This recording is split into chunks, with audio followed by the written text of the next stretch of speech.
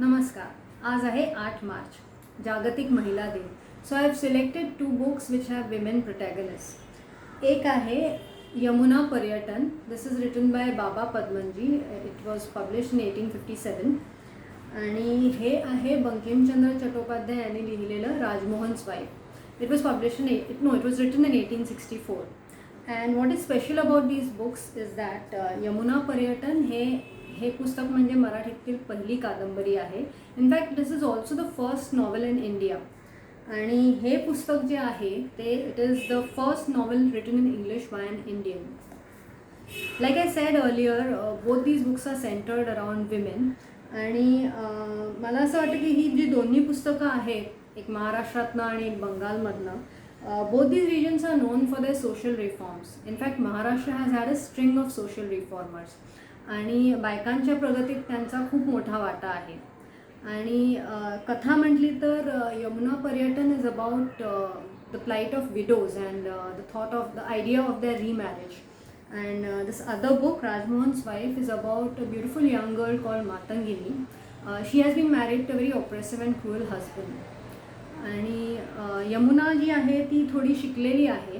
In fact she can even talk about this subject, the plight of widows and the thought, the idea of the remarriage with her husband. There are discussions in the book regarding this. आणि Matangini tries hard to stay with her husband. Both these books show a woman's journey through paths of her own choosing. दोघीही आपल्या आवाक्यातले निर्णय घेतात. आणि while Yamuna walks out of her house eventually and then remarries, Matangini saves her brother-in-law whom she's in love with from the evil designs of her husband. आता शैली म्हटलं तर हे त्या काळातल्या मराठीची झलक तुम्हाला या पुस्तकामध्ये मिळते. तर मी जस्ट एक 2-3 वाक्य वाचून दाखवते तुम्हाला, म्हणजे तुम्हाला कल्पना येईल. खून ठेवली तरी उघडायला कठीण आहे आयत्या वेळी. ओके. सो विनायक रावाने आपल्या दुखण्यात बापाकडून असे वचन घेतले होते की माझ्या मागून हिचे वपन करू नये. त्यावरून यमुनाबाईस तिच्या नवऱ्याचे प्रेत उचलता वेळी कोणी काही बोलले नाही.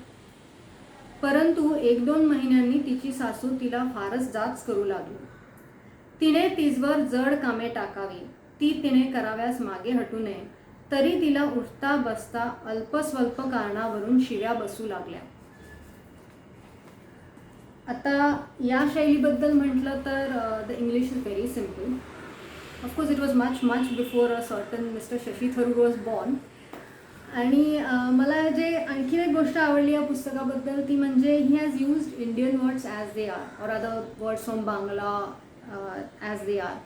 म्हणजे त्यांनी सुपारी, बकुळ असे शब्द तसेच ठेवलेत. ही हॅजन गिवन सायंटिफिक और English names. I remember some time back एक ट्रेंड आला होता की असे सगळे जे शब्द आहेत आता चाफा किंवा चंपक, it use to be called by scientific or say English name. I don't think it's English even. Frangipani. So I like this the fact that he kept such words as they are in Bangla. आणि to sum up I would say की बायकांनी रिटाईने कठीण परिस्थितीतून कसा मार्ग काढावा याचं दिग्दर्शन एक प्रकारे या लेखकांनी दोन्ही पुस्तकांमधनं दिलेलं आहे. आणि I feel we should read this books at least once, कारण ते आपल्याला त्या काळात नेतात. म्हणजे बायकांची परिस्थिती जी होती ती आपण कल्पना करू शकतो, पण काय होतं एक्झॅक्टली हे आपल्याला जरा व्यवस्थित ह्याच्यातून दिसतं, आपल्या डोळ्यापुढे चित्र उभं राहतं. आणि असं आहे अजूनही की अनेक ठिकाणी बायका तशाच राहत आहेत, त्या काळात राहत आहेत अजूनही. many of us women have enjoyed many freedoms and we have got many rights thanks to social reformers, but it is not the same still in some communities and maybe some regions.